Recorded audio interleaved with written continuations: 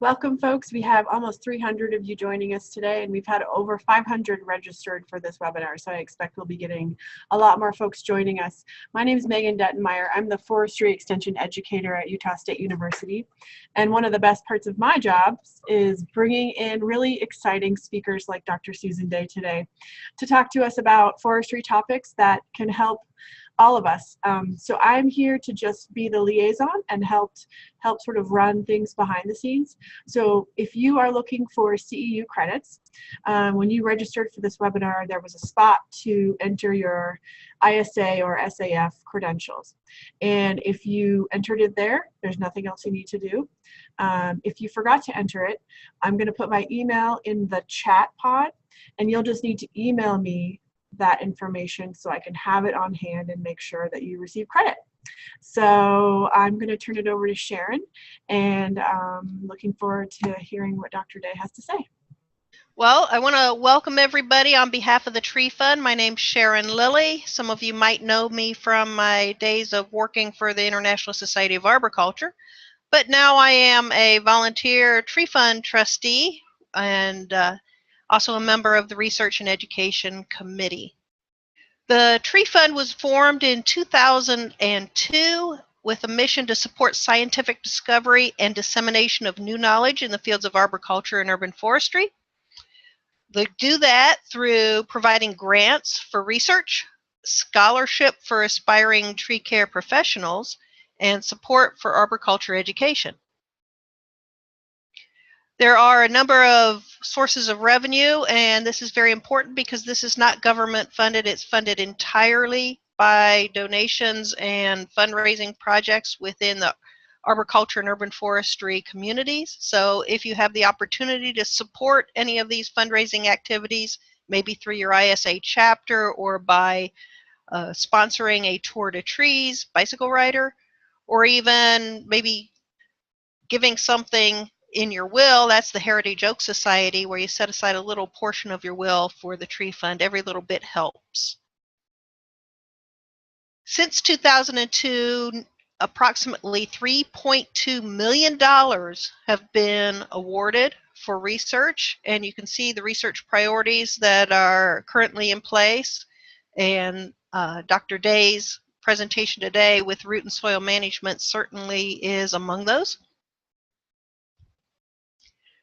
The Tree Fund also gives a number of research grants ranging from a high of $100,000, which is tremendously beneficial to a researcher's program, but even the smaller grants in the amounts of $10,000 to $15,000 help tremendously, and that has grown over the years.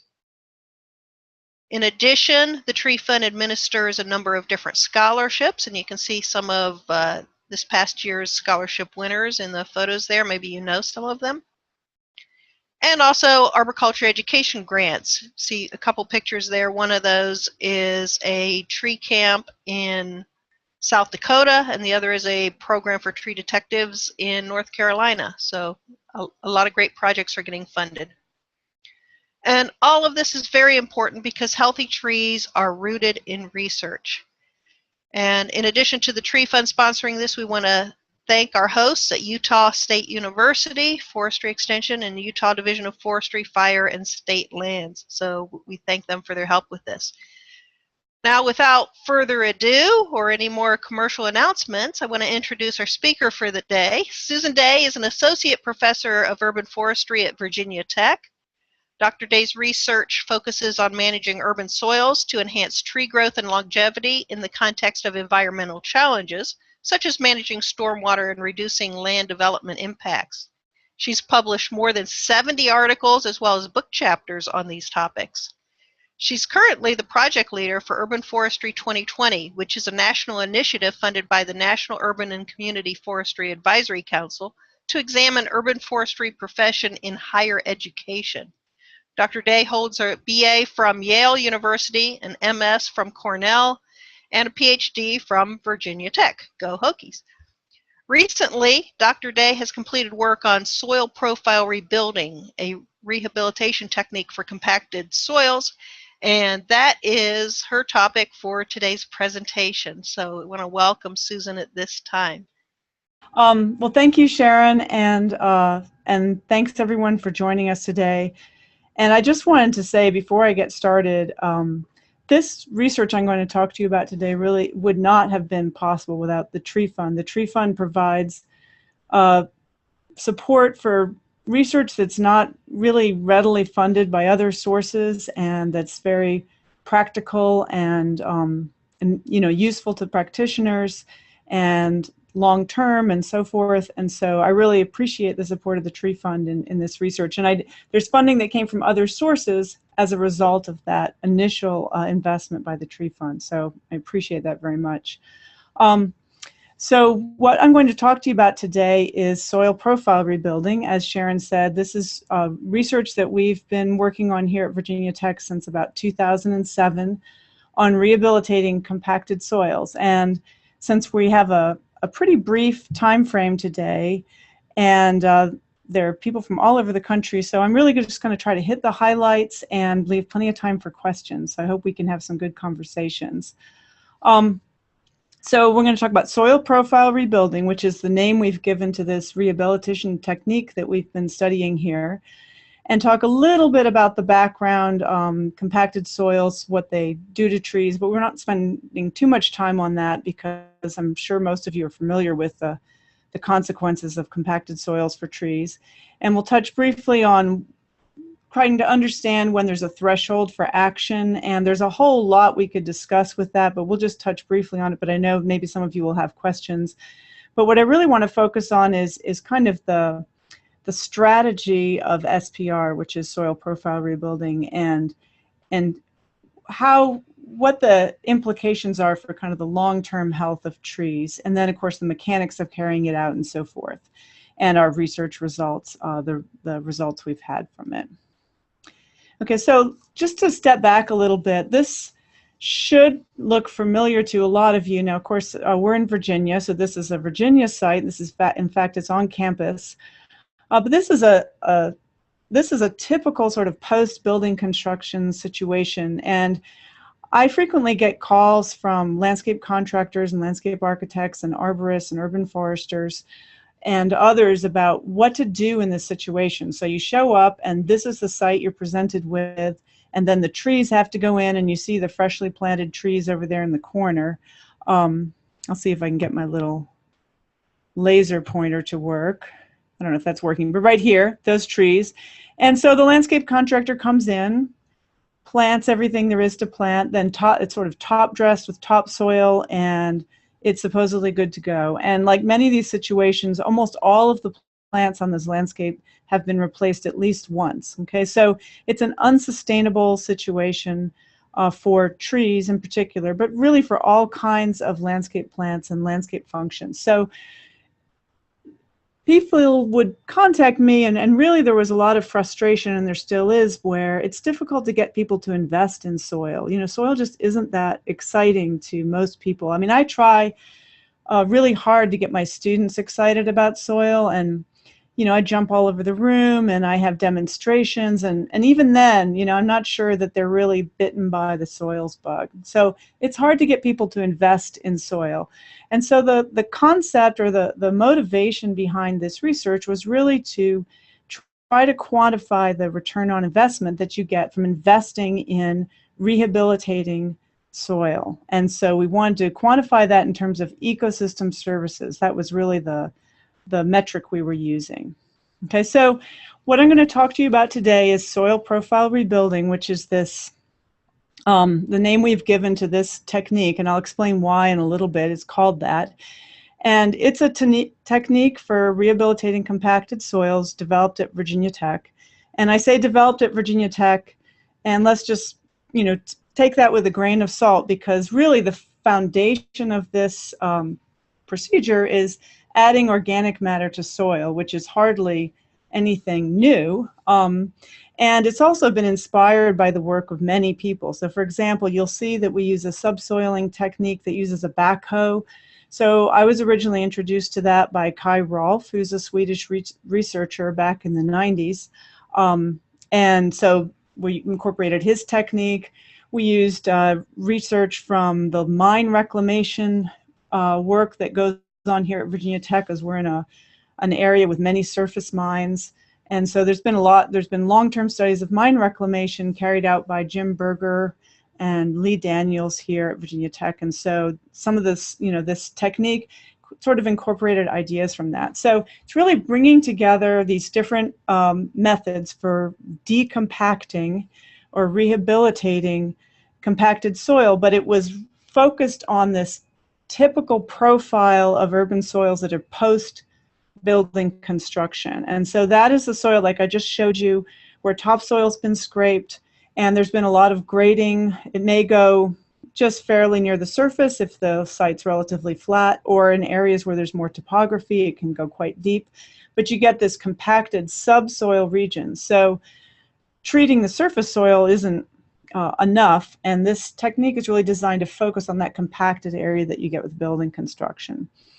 And it's pretty simple and cost effective depending on what kind of resources you have at hand. I was talking with someone a few weeks ago who was using this, and they had access to compost from their municipality for free. It was an urban forester, and so for them it was extremely cost effective.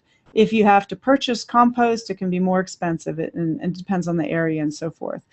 And in addition, we worked after we've developed this technique and have done a long-term research project here at Virginia Tech and also some out in the field in Arlington County.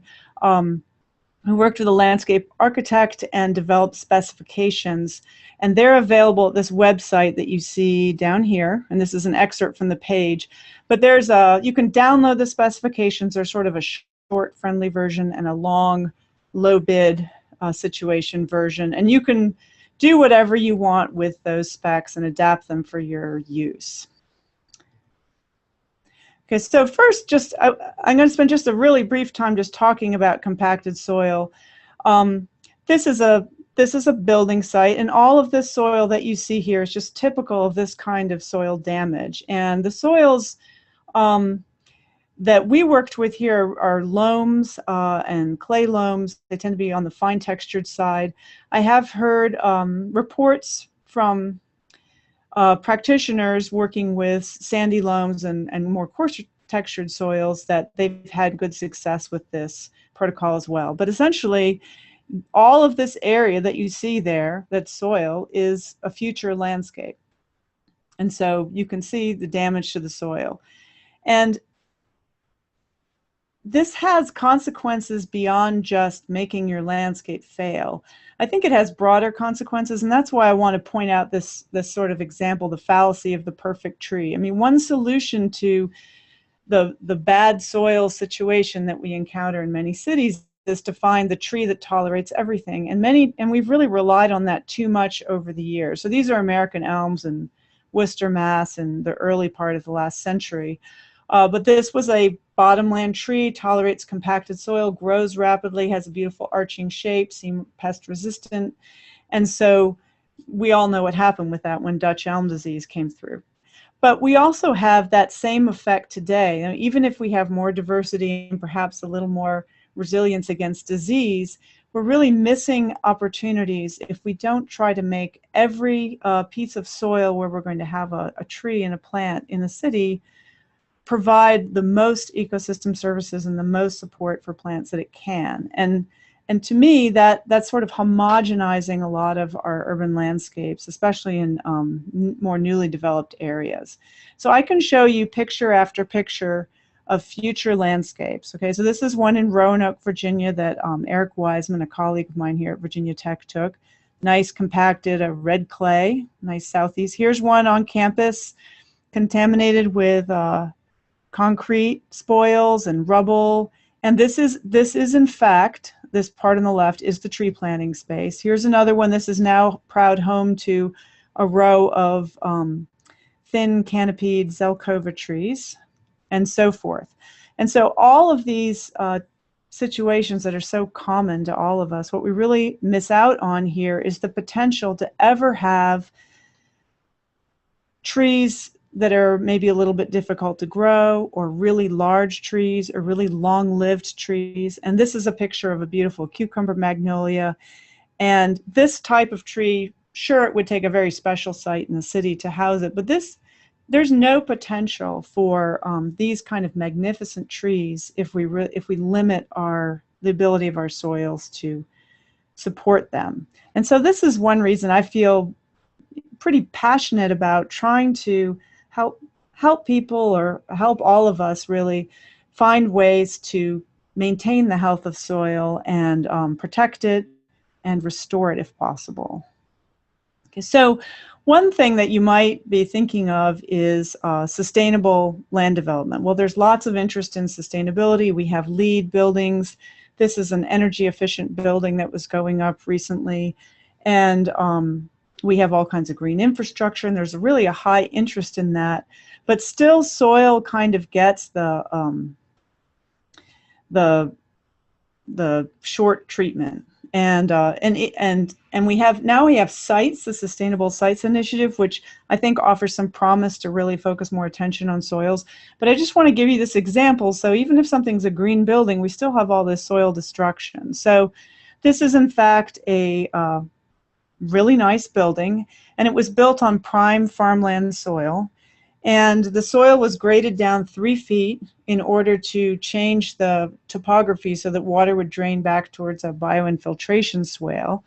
And now, later on, this is a few years later after construction, here's the site, and you have that same compacted soil syndrome, and you have trees, which are red maples in this case for the most part, thin canopies. This is even at the best time of year in May, when there's plenty of water and they're not looking too good. And it's just sad, because there's so much potential on that site that we could have protected the soil, and where we couldn't protect it, we could use a technique like the one I'm going to talk to you about today, and it really makes a tremendous difference in terms of water infiltration and the ability of roots to grow and explore site. Another thing that when we started our research, what we did with a long-term experimental site at Virginia Tech, and so we made a simulated land development site. So we scraped topsoil and stockpiled it, and we compacted it, like we were graded as if we were going to, build a building and so forth. And then we restored part of that, and then we didn't restore part of it. So we had sort of undisturbed soil. It was disturbed because it was old agricultural soil, but nonetheless relatively undisturbed. And then we had the typical practice soil, which is like what you're seeing in the picture here. And then we had our soil profile rebuilding treatment.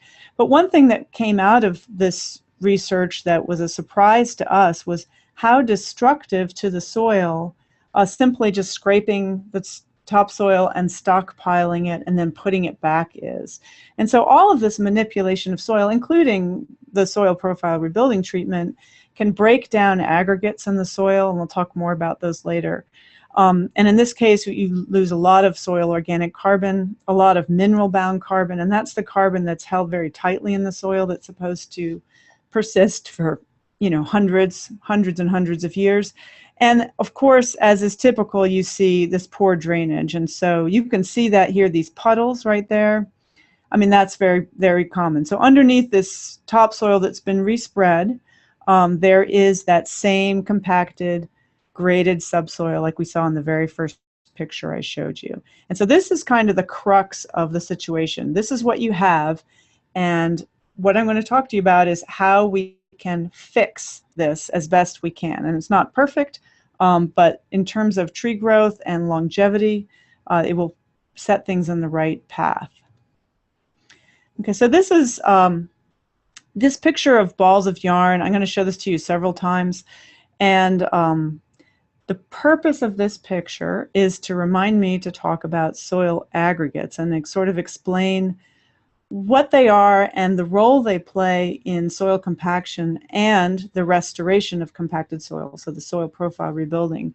So soil aggregates, as you know, are clumps of the mineral particles in soils, and they're held together in balls, much like these balls of yarn, and that are glued together by organic matter and clays and various things like that. So there's various kind of sticky things in the soil that hold these clumps together.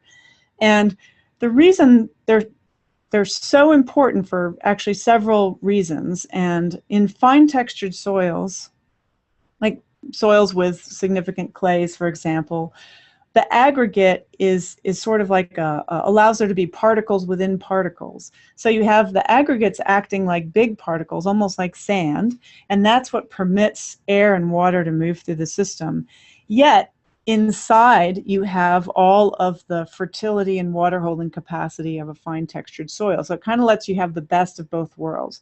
So that's number one, importance of aggregates. So when soil is compacted, all of it's almost as if you took these balls of yarn and you made them into felt, you know, so they all got mashed together and just become this homogeneous collection of little tiny wool particles, instead of being these individual balls with these kind of rich structures on the interior that can hold water and nutrients.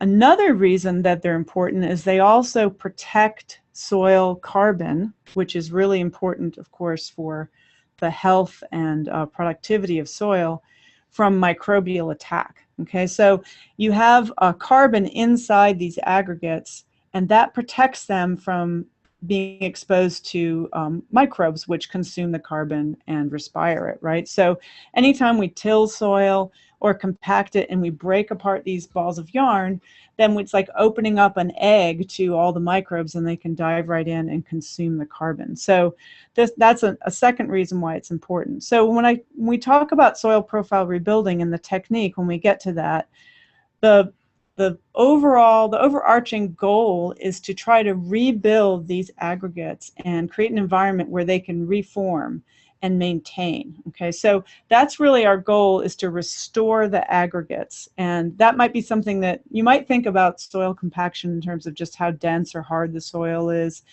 But it's really these aggregates that give you the long-term healthy uncompacted soil. So that's why the long-term element is so important.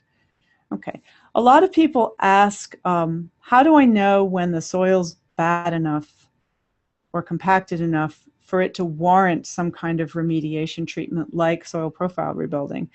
And there's no clear cutoff answer to that. Sometimes people think that, well, you know, soil's fine, it's fine, and then it's a certain level of compaction, and suddenly that's sort of the trigger point and you should go.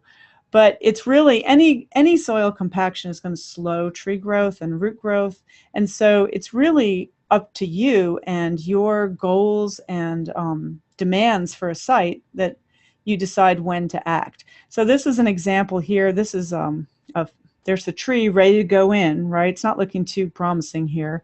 And you can see, even under this lush sod that's been planted, that the compacted soil syndrome persists right here in this site. And one of the consequences is you have water pooling in the bottom, and you have this very dense compacted soil right there that roots are going to have trouble penetrating. Okay, so when do you act? How compacted is it? I won't spend too much time talking about that, but I just do want to make a few brief points about it. But as I said, it's really a call, an individual call. Okay, so the first thing I'd want to emphasize is that if you use soil bulk density, and for those of you who aren't familiar with that, that is essentially just the dried weight divided by the volume of soil, so just density of a piece of soil, and that's a typical measure of soil compaction, and it's usually presented in grams per centimeter cubed or megagrams per meter cubed. And so there's a range there. Typical soils are between, say, 1 and 1.5. So if you are using bulk density as part of your toolkit to decide whether you've reached the threshold for action, you absolutely must also have soil texture, because it's pretty much meaningless without soil texture, which is the distribution of particle sizes, sand, silt, and clay. So just to give you a quick example of that, if you were to measure a bulk density of 1.4 grams per centimeter cubed, if you had a sandy loam soil, it's probably not compacted at all or very little.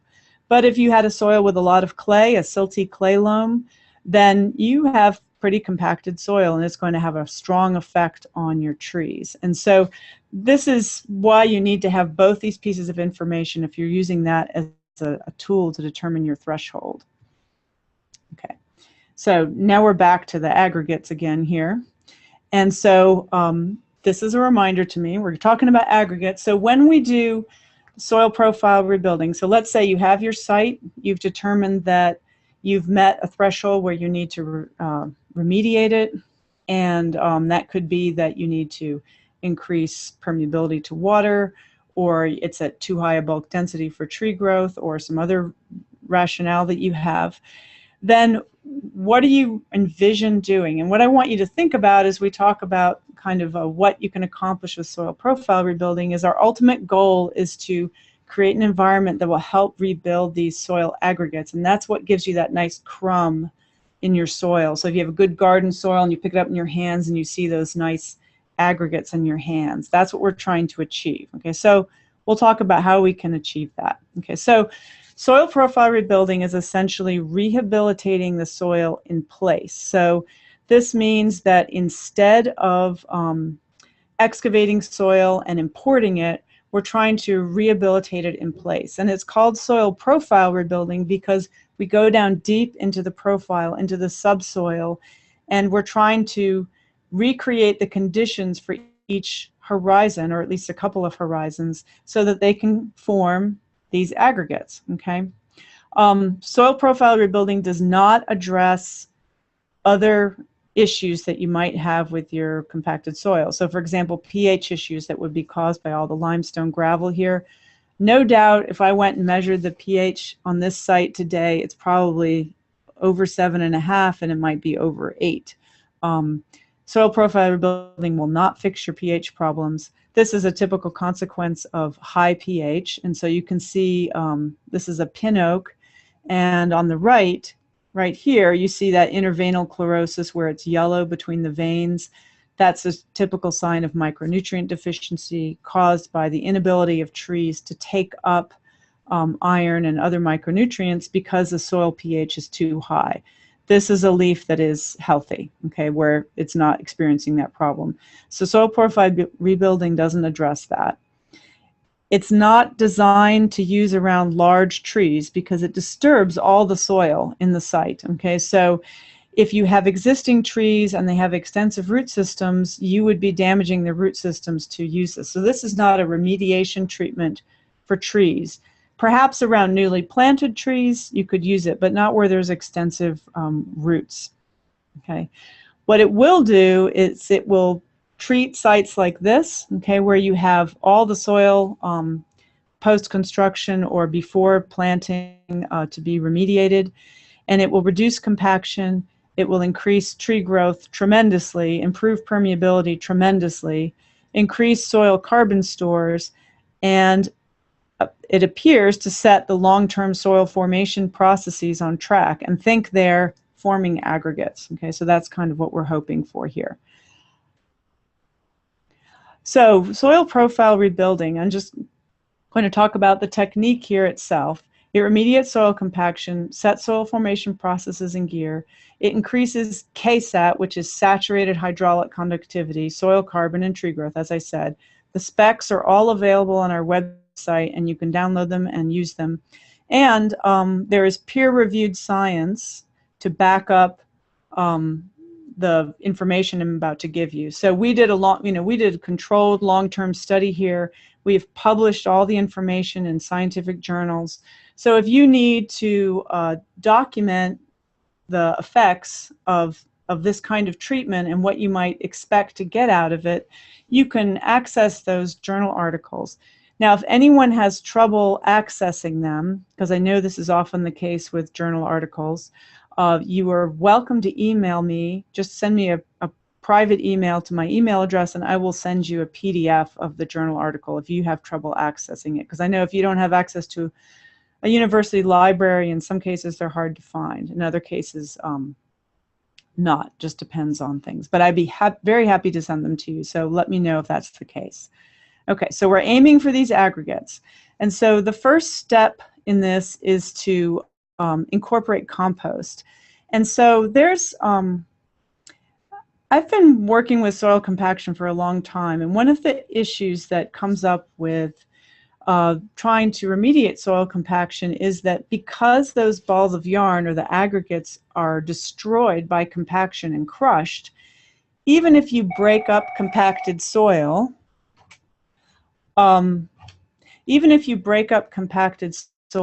it tends to just recompact immediately. Okay, so this is why this technique for incorporating compost, which is based on Kai Rolf's subsoiling technique, was selected for this. So the idea here is that you're going to spread this compost on the surface, and then we're going to work it in, and I'll show you in a minute, down into the subsoil, so down at least a couple of feet deep, in a way that's going to prevent recompaction.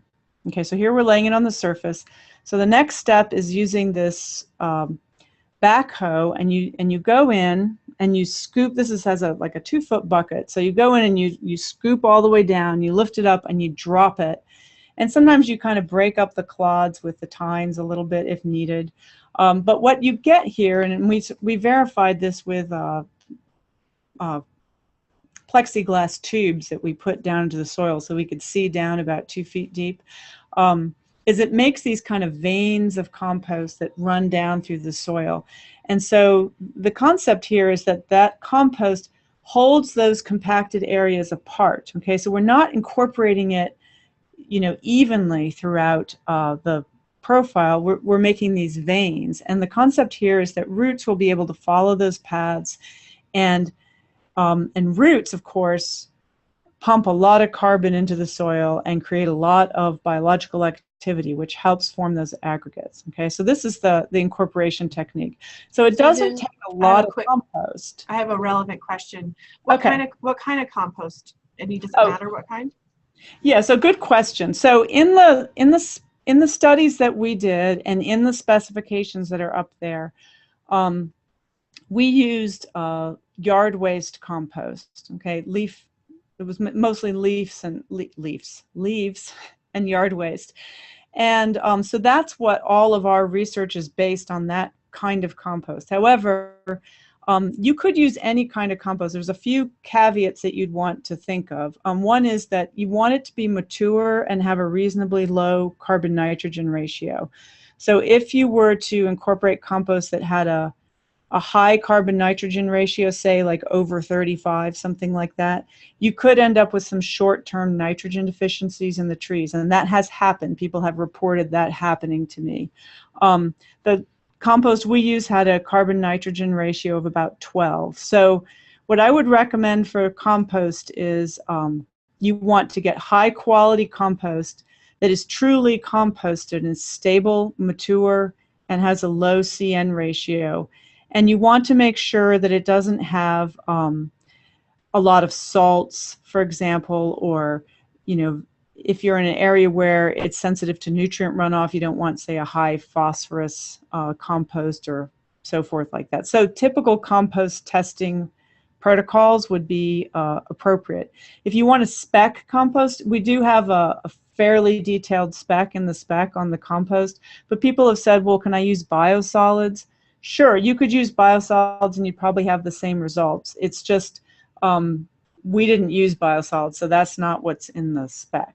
Okay, so you can use any compost, just make sure it's high quality, stable, and a low CN ratio, which is just an indication of its stability. But one more quick question. Sure. Susan, my friend Chris wondered if maybe have you ever considered using biochar instead of or in addition to compost? You could use, I mean, I haven't tested it. You could use it in addition to compost. It wouldn't serve the same function as compost. So biochar is largely inert, and so it creates this kind of environment that has a lot of surface area and air movement in it that can sort of facilitate biological activity, but it's not going to do what compost is doing. And so what compost is going to do is it's going to encourage a lot of microbial activity, and then it produces, I mean, because it has all this humus and so forth in it, it helps build the soil structure. I don't know if biochar would help build those aggregates in the same way that compost does. It certainly wouldn't hurt, I wouldn't think, to incorporate some of that, but I wouldn't use it as a substitute. I think you'd have a quite different result. But we haven't tested it or evaluated it. Okay, so the next step in this process is to return the topsoil. So this is essentially what you would normally do. So normally you just have this compacted subsoil, and then people would just return the topsoil, and they'd call it good. But what you do in this case is you do that compost and the subsoiling, then you return the topsoil and you till it, okay? And you're tilling it and you're kind of breaking down the interface between the compost subsoil part and the topsoil, and it kind of brings it to a nice smooth finish grade. And then part of the treatment is planting woody vegetation. Okay, so if you remember, I talked about the veins of compost. So the idea is that roots are going to grow down there, and they're going to facilitate the soil formation processes into the future. So it's not, the plants are actually part of the treatment. Okay, so people often ask me, well, how big an area do I have to do this around a tree?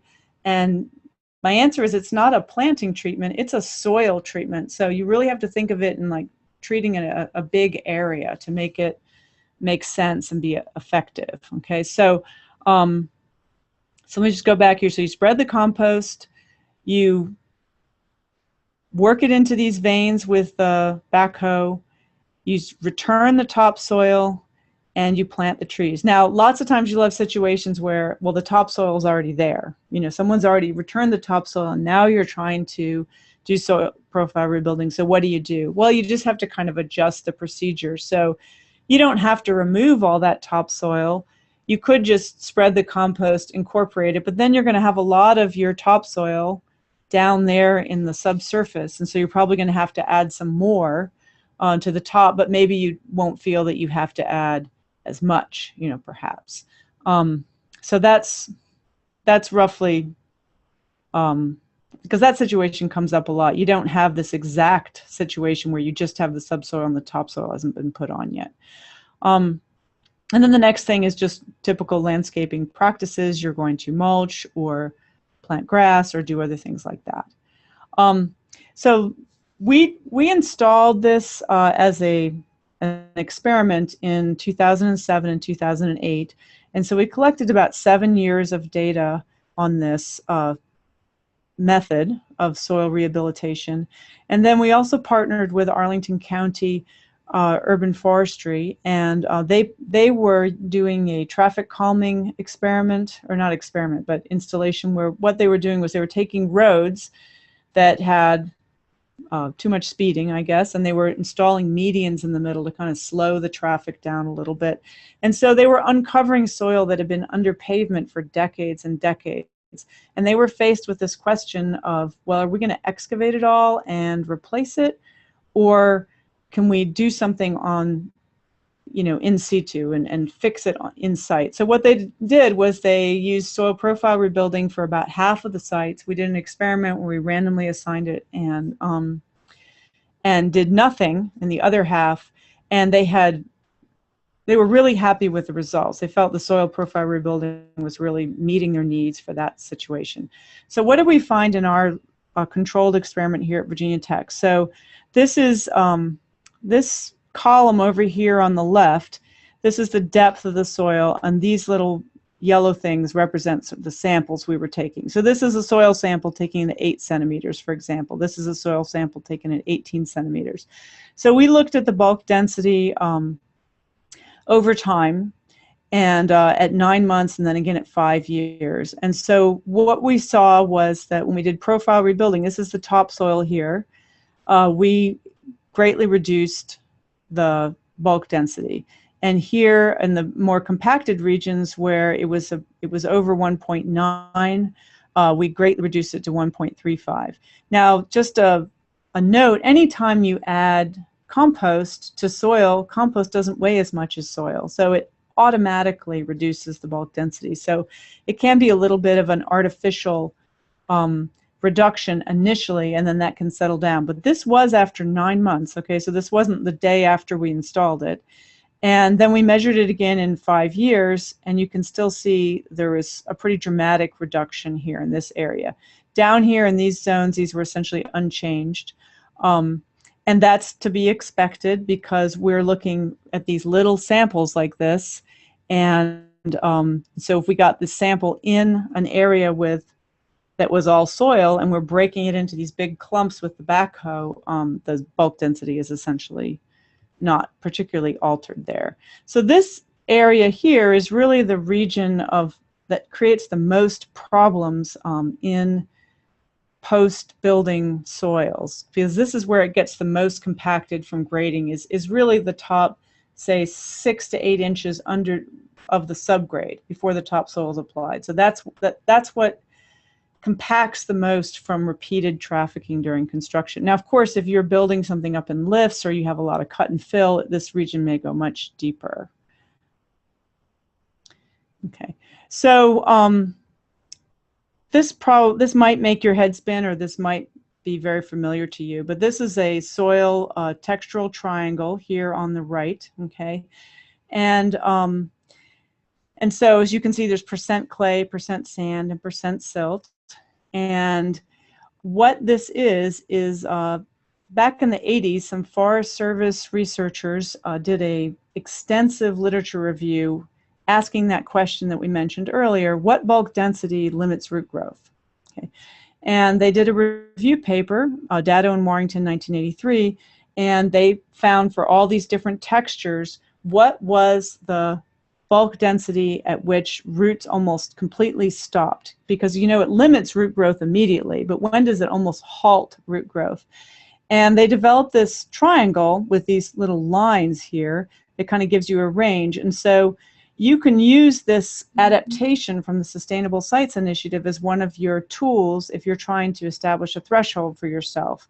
So if you had, for example, a loam soil, which is what we had in this experiment, you can see here's loam, okay, and it's mostly in this 1.47 zone, and that's this line right here, okay. So the concept is that when if your bulk density is over 1.47, root growth is pretty severely restricted in this texture soil. If I were in a sandy loam soil, it would be something like 1.6 or 1.7. So if we take this information and we look at what we found in our long-term study, you can sort of compare. So without rehabilitation, after 1 year, we had 1.9. Okay, which is just off the charts here. That's very common in these compacted sites, however. With rehabilitation at 1 year, we had 1.35, so we're way below that. In year 5, 1.7 without rehabilitation, and that's still off the charts. And with rehabilitation, 1.49, so we're just right there on the edge for a loam. And this is a loam soil that we had in this study. Okay, so what other results do we have? We measured a lot of different things. As I said, we wanted to look at ecosystem services, and so we looked at canopy area because, of course, canopy area is frequently used in policy as a measure of ecosystem service provision, and it correlates with a lot of ecosystem services. So it depended on species, but with SPR, we essentially doubled the canopy area for the most part after 7 years. Okay, so here's the data, and we had 5 different species. I'm just showing you 2 of them, and this red line indicates what the canopy area was with typical practice, and this is meters squared. So it went from I don't know, like 11 to 15 over here, and here it went from like 21 to 38. So I guess it's not quite doubling, but that's a pretty significant increase in canopy area after only 7 years. Now, most of the policies here in Virginia that use canopy look after 20 years. So these, they're continuing to diverge. You can see that the advantages just grow over time for most of these. Susan, I want to make sure we have enough time for questions. And I just looked at my clock and realized, oh crap, we're 47 minutes in. So I'm not going fast enough. I'm almost done though. Okay, perfect. But thanks for the reminder. So this is from Arlington County, and so this is just growth of their trees, cross-sectional area. The green ones were treated, the gray were not. And then what I really just want to point out to you is this is after only 1 year. So this is a really dramatic difference after just 1 year. And the severity of the soil compaction was much greater there in Arlington County than in our controlled study. So the more severe your problem, the bigger effect you're going to see. We also looked at stormwater issues because soils and trees together make a very important contribution to stormwater management. And what we determined, and this is a little bit of a complicated slide, but the gist of it is that this, after development, typical land becomes less permeable. Okay, so it slows from 4 to 5 centimeters per hour to 1 to 2 centimeters per hour. You do soil profile rebuilding, and you can bring it back up or better than it was before urban land development. So that's a pretty significant benefit that I think that is useful in some places. And this is just an example of us measuring that. And this graph on the side shows you this is soil profile rebuilding in that compacted zone, and this one is undisturbed soil, and this is typical practice. So you can see that there. These are all the same on the surface, and that's because this was a soil carbon experiment, and you can see how sealed the surface is because we were keeping all organic matter off the surface. So that's just kind of an artifact of the experiment. I did want to emphasize the importance of roots in this system, so that exploration by roots continues the soil building process and helps contribute to really creating a system that's sustainable and provides these ecosystem services.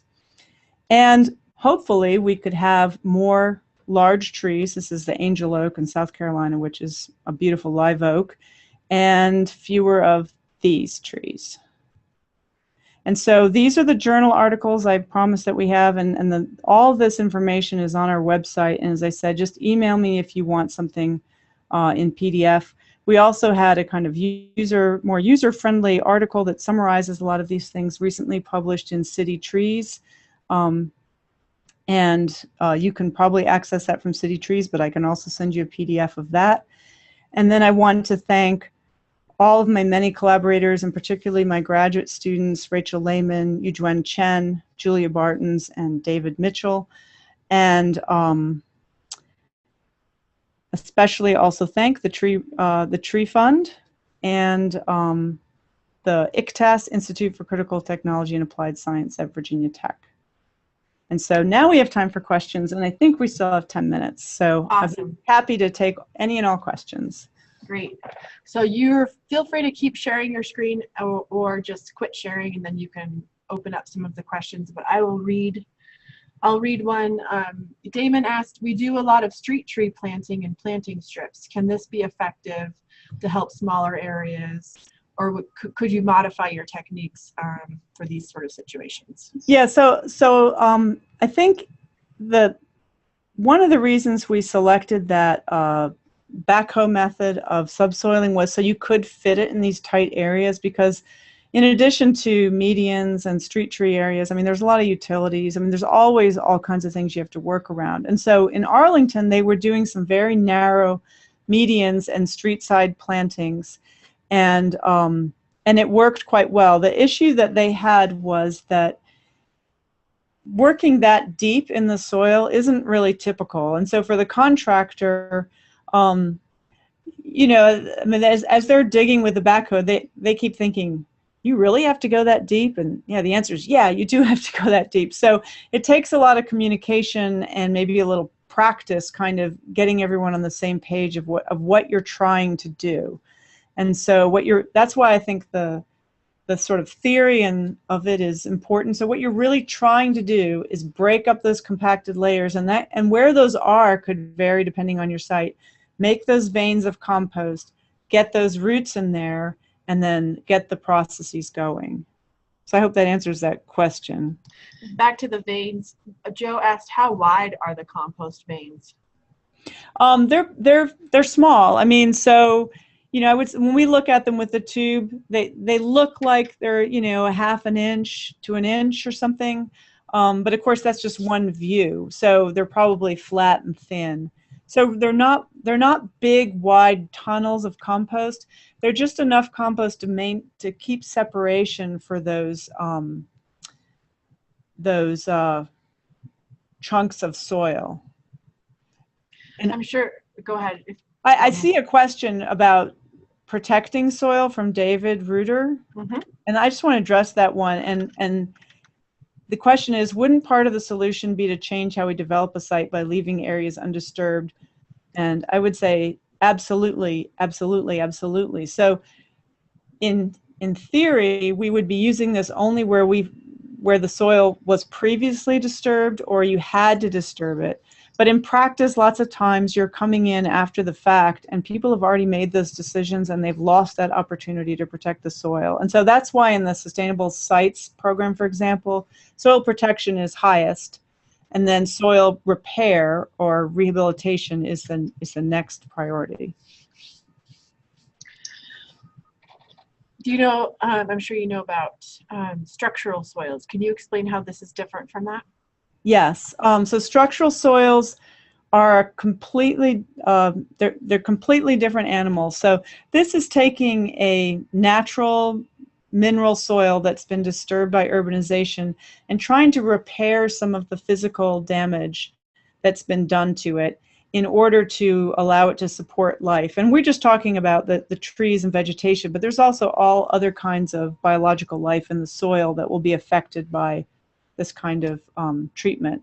Structural soil is a type of engineered soil that's specifically designed to serve two functions simultaneously that are normally in conflict. So one of those functions is supporting pavement. So that means you have to be able to compact it and it will bear the weight of the pavement, yet remain penetrable by tree roots. And the way it does that is by having these large pieces of rock or gravel in there that create bridges that bear the weight while the soil's in between. So in this case, this is not suitable for an area that you're going to pave with a soil profile rebuilding. You can't pave over this because that would just recompact the soil. This is going to bring you back to a more natural maybe is not the right word, but natural soil. So you have to protect it from further compaction. I mean, if people are trafficking it or vehicles are driving over it, it will recompact and you'll just be back where you started. So this is a way to restore it, and then you still need to protect it from future compaction. So not for a place that's going to have vehicle traffic? Or no, I mean you could do it, but then it would be undone essentially. So if you want to have vehicle traffic, you got to confine it to some place or put in some structures to support those vehicles, as the aggregates will just get crushed. Chris had just a technical question. Does bucket size or drop height matter, or are those in the specs that you provided? The bucket size doesn't matter, except that the bigger your bucket, the faster it goes. Small buckets take longer, especially. And also they make it harder to get deep enough because you have to sort of move soil to the side and then go down. And so the biggest bucket you can fit in your site is probably the best. And what was the other part of that question? Oh, the height. Yeah. The height for dropping. That again depends on how compacted your soil is. We dropped it from about, I'd say like 4 to 6 feet. And sometimes you have, if it's really compacted, you have these big clumps, they don't break when they fall. And then you might nose them with the tines a little bit to break them up. So whatever it takes to make it break into pieces is what you want. You don't want any lumps more than about 6 to 10 inches. Okay. Naomi asked, if you have existing trees within a compacted landscape, what's your opinion of using radial trenching to deliver compost to the subsoil? Well, I actually, I did my master's research with Nina Bassick at Cornell, and one of the things that I tested in my master's research way back when was radial trenching. And it is very effective. I mean, the roots just find that trench, they just shoot on out there. So I think that radial trenching has its place. The difficulty I've seen in practice and using it around large trees is that usually by the time people notice that older trees are suffering from soil compaction, it's almost too late to turn it around. It can be quite difficult, and you can only disturb, the concept of radial trenching is you're just disturbing a little bit of the root system at a time, so you're not severing too many roots.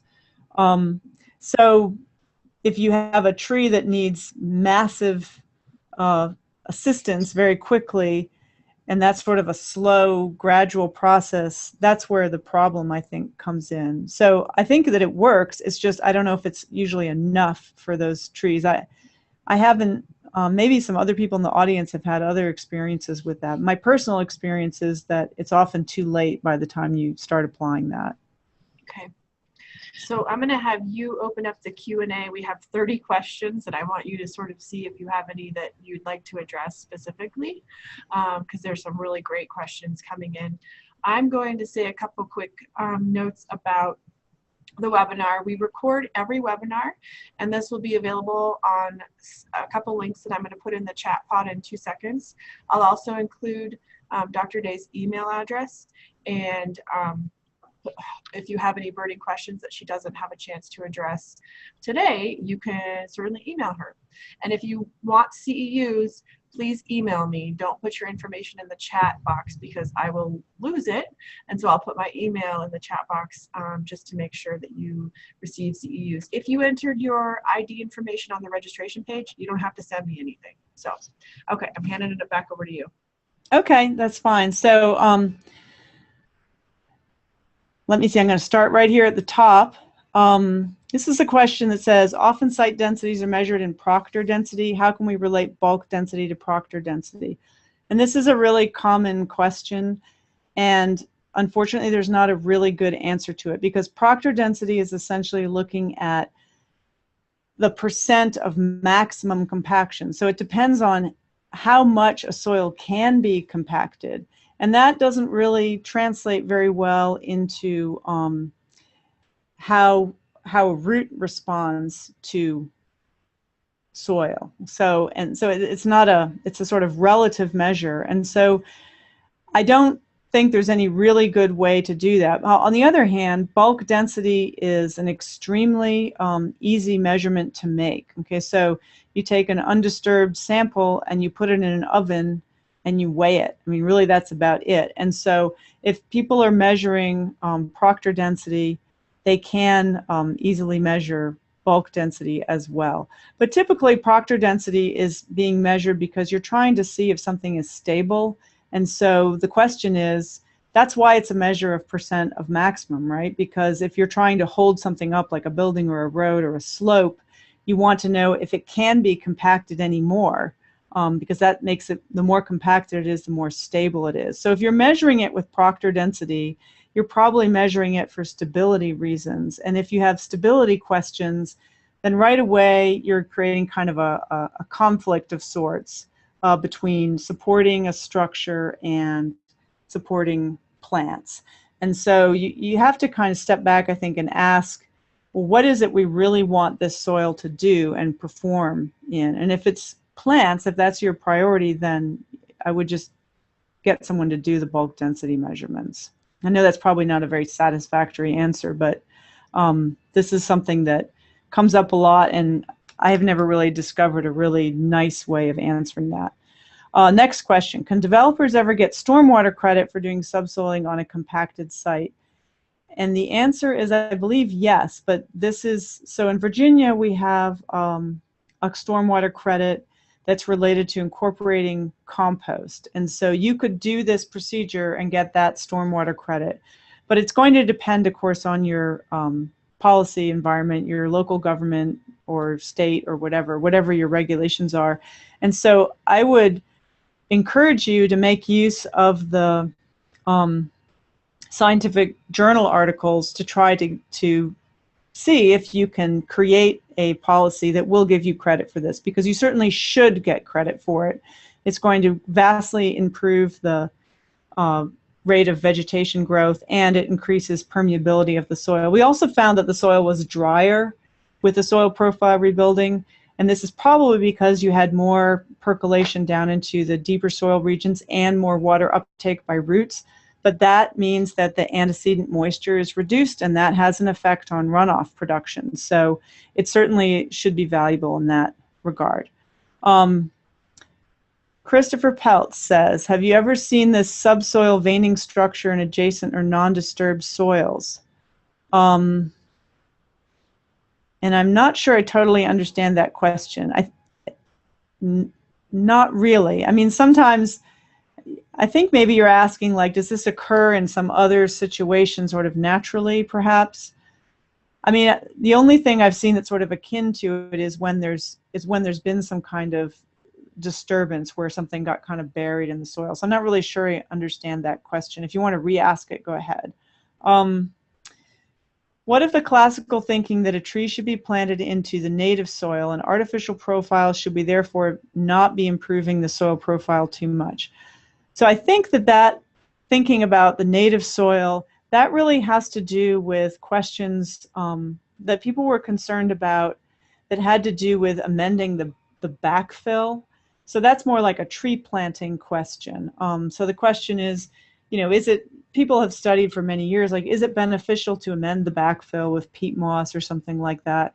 And in general, for the most part, the answer has been it doesn't really have that big an effect. And so then the recommendation has been just use the native soil.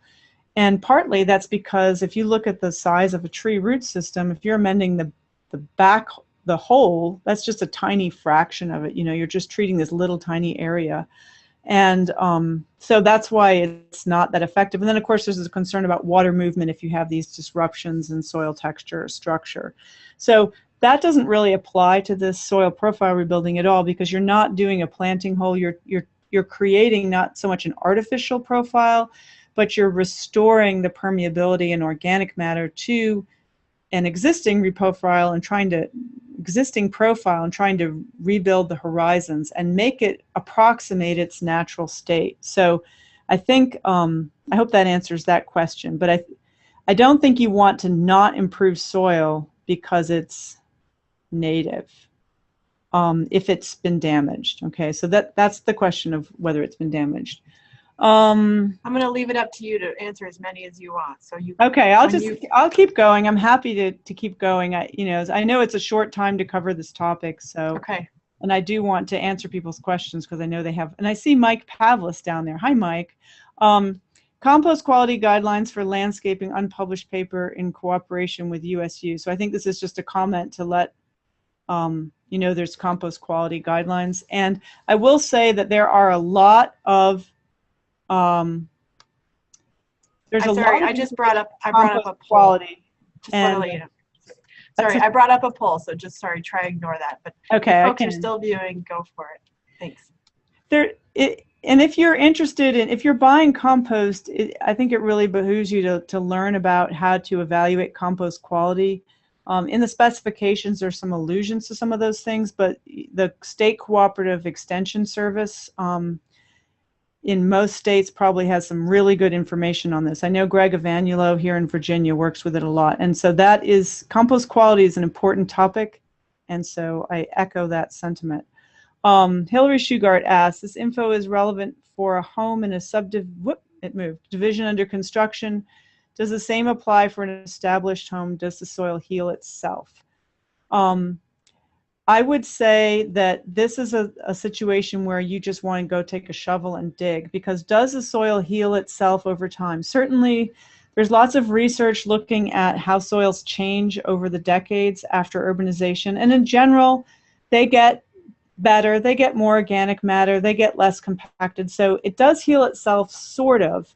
But there are also many instances where, especially in the subsoil, you find that it hasn't really changed that much at all in decades. And so why is that? And the primary reason why it doesn't heal itself is because it has not been permeable or permeated by roots and other organisms. Okay, so if it's so compacted that roots are just avoiding it, it'll stay compacted like that for decades and decades and decades. So it may still be worthwhile to rehab even after 20 years, but it's going to depend on your site. And so this is where it would make sense to go out there, dig holes, take some soil samples. And also you can read the landscape. I mean, if you see when you plant vegetation and if it struggles, that indicates there's a problem. So Mike says, have you considered or used this method with established trees but outside of the critical root zone? I'm thinking of save trees on development sites. That's a really good question. So the idea is that if you had trees that were, you know, that had been saved on a development site, and so they had a tree protection zone or a critical root zone outlined, perhaps where there was no soil disturbance, what about beyond that? And I think this would be great to use beyond that, provided that the soil was disturbed beyond that. I wouldn't go and just like make a circle around a tree if the soil beyond the critical root zone hadn't been disturbed. I mean, if there's any roots in there, I would leave it alone. But if the roots have been severed out beyond there, essentially you're making it so the roots can reestablish in those zones and making it easier for them to do that. So that makes sense to me. I think it would be good to use that. I haven't done that, though. Is this process being used on the Virginia Tech campus? That's a good question. In progress. A modified version of it was used in one site, and there was lots of tree growth. And I've been working with facilities to try to get them to use it on some of the new development sites. But Virginia Tech, as much as I love Virginia Tech, it's very slow to adopt landscape-friendly policies in general. And so I am working on it, and hopefully we'll make some progress. Where can I find guidelines regarding how much space to allow between trees and shrubs and utilities such as gas, phone, and cable? You don't need to have space between them, but if you're digging, that is the utility company will have rules on that, like how close that you can get to utility lines without digging by hand. You can always get closer by digging by hand. So I'm not sure that answers it, but it might. Next question. After SPR, how can rough and fine grading be done without recompacting the area that was just treated? And so just typical practices. So you don't want to do it when the soil's too wet. And you'll notice, like when we were subsoiling, we're working backwards. Okay, so we're not going over the area that's been treated, but it's fairly stable, just like any landscape soil, because if you look at that compost, it's not a huge percentage of compost in there. So it's not, it does fluff it up a little bit, but it's not a tremendous fluffing effect. So, because there really isn't that much compost involved in this. So I hope that answers that question. But if you just work carefully, working in when the soil conditions are not too moist, then it should be good. Does this apply for turf installation, and is there data for this? Is there data for this? No. Does it apply? Yes. So certainly, like in Arlington, there was turf around all of the trees, and visually, we didn't measure the turf. It looked like the turf was really happy where the soil profile rebuilding was installed. But as far as turf roots being part of this treatment, I think you really need woody plant roots because you're trying to get down deep. And turf roots, for the most part, don't go that deep. It depends on the species, of course. I mean, I guess if you have something like buffalo grass, it can go quite deep, and maybe it would be different. Here in the east and in Virginia, we're growing a lot of tall fescue, and the roots just really aren't deep enough to form part of the treatment. Whether the coarseness of the root system is important, I don't know the answer to that. So I hope that answers that question. Was there any concern about water infiltration under the adjacent street pavement in the case of median planting? They weren't concerned about that. What they were more concerned about was excavating too close to the curb and the stability of the curb. And so they just kept they just left like a 6-inch to 12-inch sort of buffer by the curb. And that meant that the area that was being treated was fairly narrow. In some cases, sort of long and thin. And when we had some areas that were, 60 feet long and 4 feet wide. But so that's how that was addressed. And there wasn't a concern about that. But I think if you were concerned about that, of course, this depends on your underlying soil characteristics and drainage issues. You could put subsurface drainage in there, I suppose. But eventually the tree roots would be penetrating all of that, and it would be mediated, so you'd have more even water movement throughout the profile. This person says, I work mostly in established areas. Does vertical mulching accomplish this in already established areas? this is kind of like that question with the radial trenching. And of course, vertical mulching, you can put different things in there. I mean, sometimes you can put mulch, or you could put compost, or you could just return the existing soil. And I would say to some extent it does, but again, it's like the amount of soil that you're treating per treatment. And so even if you put in vertical mulching, you know, let's say you put you drill with an auger like 2 feet apart. I mean, you're only really treating maybe a 20th of the soil, and so it does, but you have to kind of keep at it. And so you're always balancing this root destruction versus the amount of soil treated. Let's see, what is the impact of the machinery used to work in the compost? As I said, working in the compost, you've got to work backwards because that's heavy machinery and it will compact it. And I think we already discussed the topsoil. Do you have an available video? Yes, on the website there is a video from Arlington, and it shows briefly them doing it. The issue, and they're using a pretty small backhoe because they're working in pretty confined spaces. The issue we had with Arlington was they didn't get deep enough when they still had really great performance, but they didn't get down a full 2 feet deep. And I think you can kind of see that in the video, but there is a video of them doing it. And I don't know if it's that illuminating. It's a pretty brief video, but you can find it there on our website. Can a profile be rehabilitated in a backyard landscape in an established housing development? Yes. And so the only issue there is going to be existing vegetation. And also, anytime you're in a housing development, you have to be concerned about water movement, and so that just depends on where it is. Have I worked with an air knife as an alternative to the large equipment? I have worked with an air knife not to try to replicate soil profile rebuilding. I think that would be a difficult process, and it's accomplishing a different thing. So the air knife is really, you work around roots. It can affect the roots depending on the species, but it's not going to be creating these big veins of compost going down. That's really what you're looking for. So they sort of two different things. So certainly air knives and air spades are really useful tools that we use often, but I don't think that they're really the ideal tool for this. This person, Franco Belordi, says sandy and a little rock can help. Usually I put them with compost naturally. And I think that's I'm trying to think what the question here is. I think Franco's from Italy. I think he's just trying to ask if incorporating sand and maybe some rock could be beneficial. Would be a beneficial addition. Okay, so I would say no. I mean, because think of sand and rock as really just taking up space in the soil that isn't necessarily available for water holding capacity or nutrient capacity. And the other thing about sand, I mean, lots of times people look at incorporating sand into fine textured soils as a way to reduce their compaction.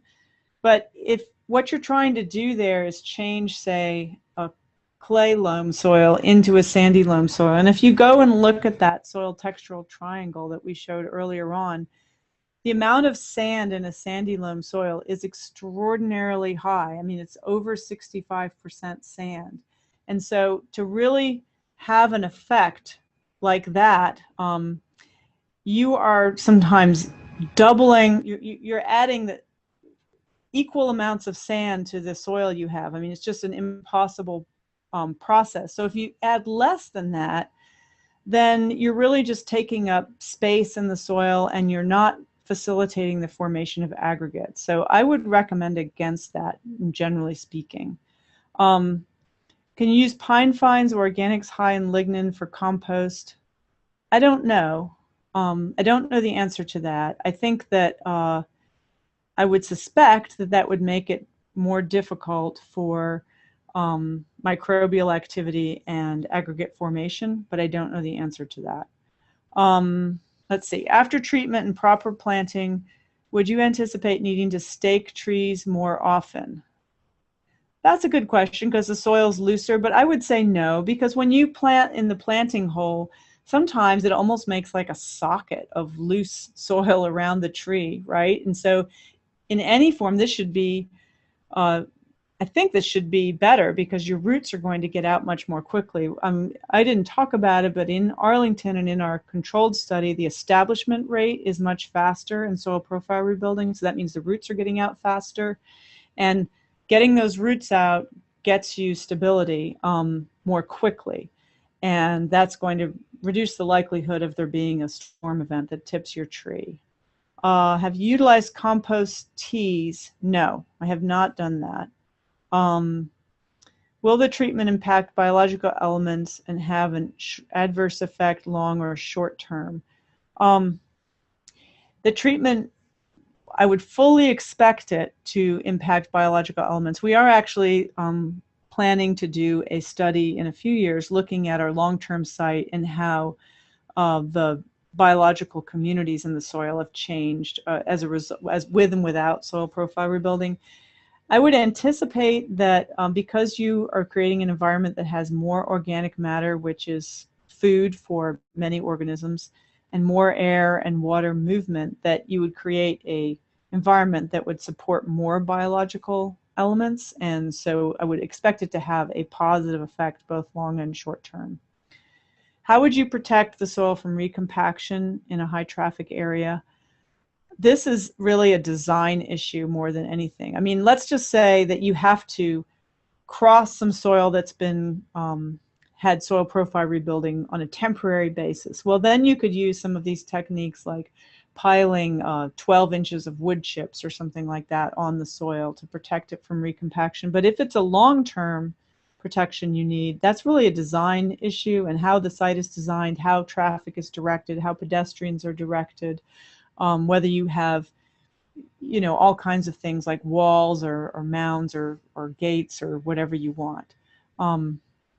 So there's lots of different ways to do that, but I think those would be the same as with other landscapes.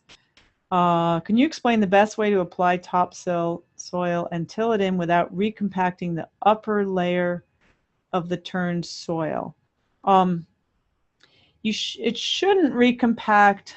If you till it when it's not too wet, it shouldn't recompact the upper layer of the turned soil very much. What tilling does do is it does break down macro aggregates, and it always does that. So you always lose carbon and some aggregates by tilling.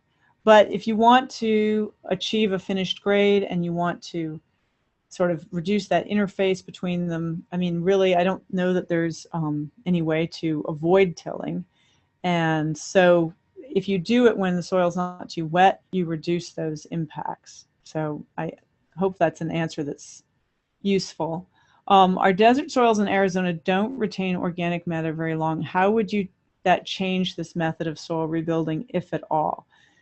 And that's a really good question, and I thought about that because, of course, this webinar is being run out of Utah, and I was in Arizona recently, and I took a soils tour, and those soils are really different in Arizona than they are in Virginia. There's no question about it. But I believe that I believe that you would use, it would work slightly differently, but you would use the same technique. So you would put the organic matter in there and it would decompose relatively quickly.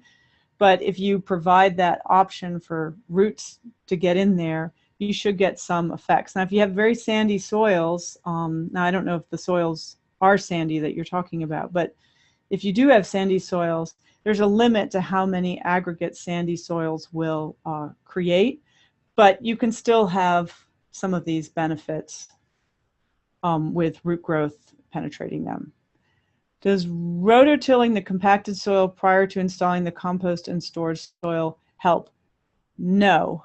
In fact, we did another treatment that involved what's called the rototilling, as you're saying.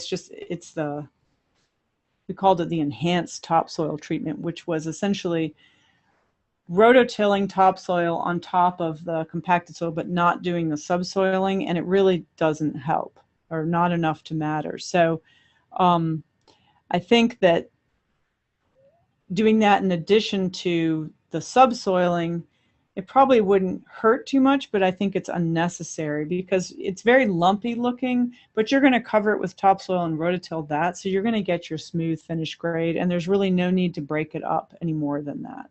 And you're just losing some of the aggregates and so forth doing it. Okay.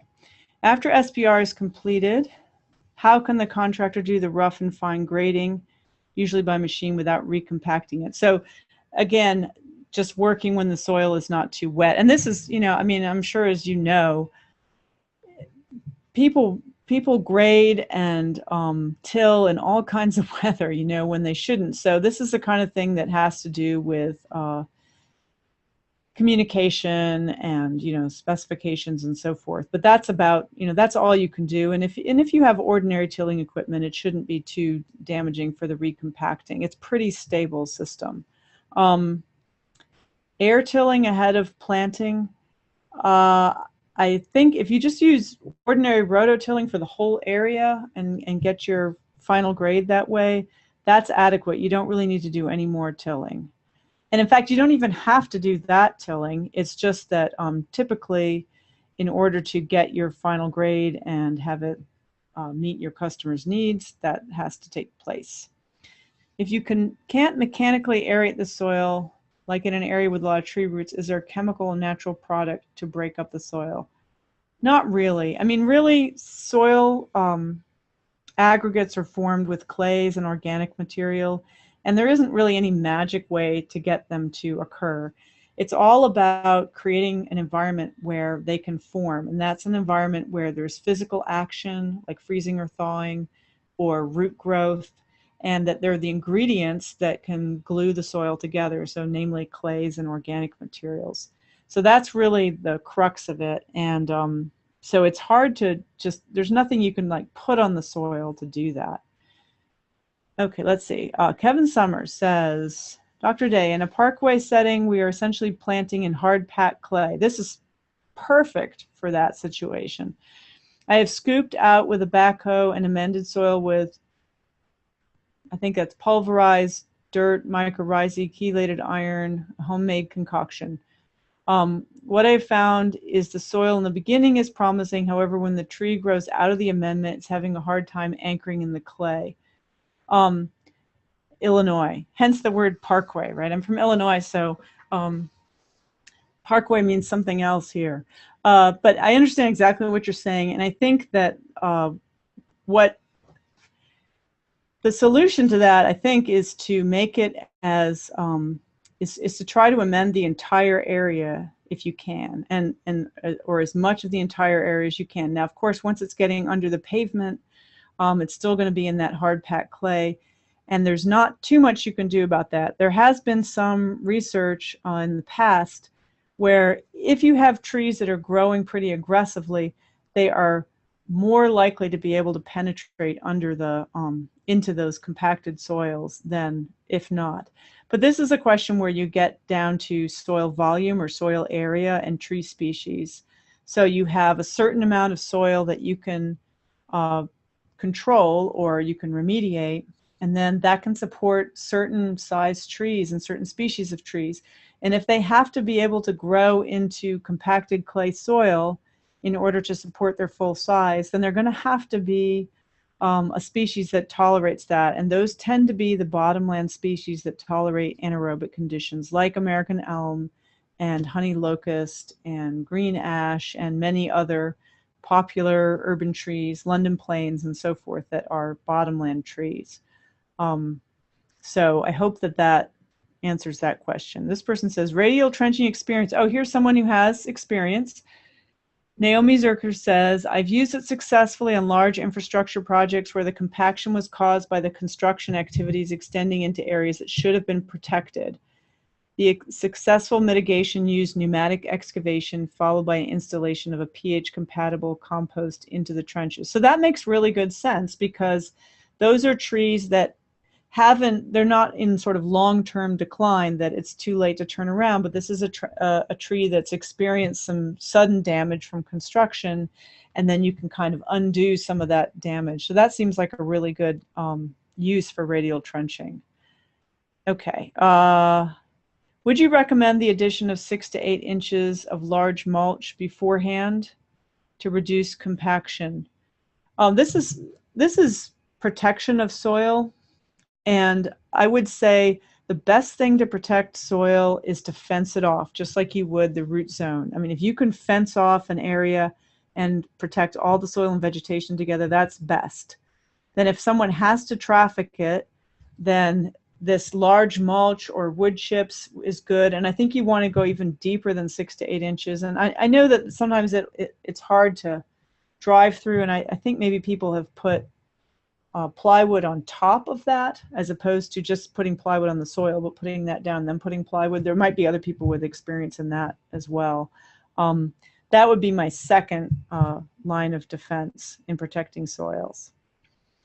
Okay, what do we do on already established sites where the landscape is installed and young trees are struggling? If you can convince the client, what I would do if the trees are really struggling and the soil is really compacted is just take the trees out, set them aside, and fix the soil, and then put them back. I mean, I have seen so many landscapes where the trees have been replaced 2, 3, 4, and we have one on campus where they've replaced the trees 6 times. And I think finally the trees are growing because the act of replacing them has essentially remediated the soil. They've dug them up and replanted them so many times that they've essentially tilled up the site. But that depends on what you can get people to do. Do plantings have to be woody plants to be effective? That's what we evaluated, and our theory is that woody plant roots tend to be coarser, and they tend to be deeper, and they seem like they might be more likely to do this now. Of course, they're not always deeper. If you look at some of those prairie grasses, for example, it will be different. But that's what we tested. So I can't really answer that question, but that's what we know the answer to. What's my experience with using the air spade to address compaction? The air spade, like radial trenching, I've experienced a lot of the too little too late situation.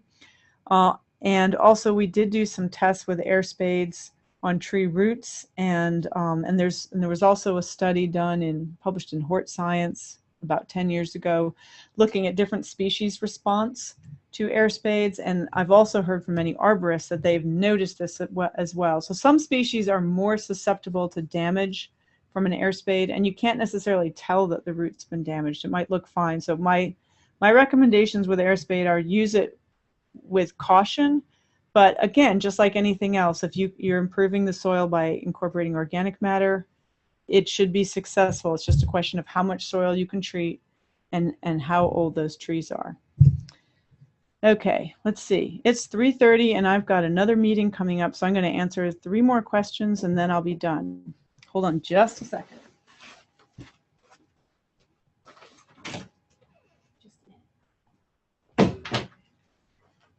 Okay, 3 questions more.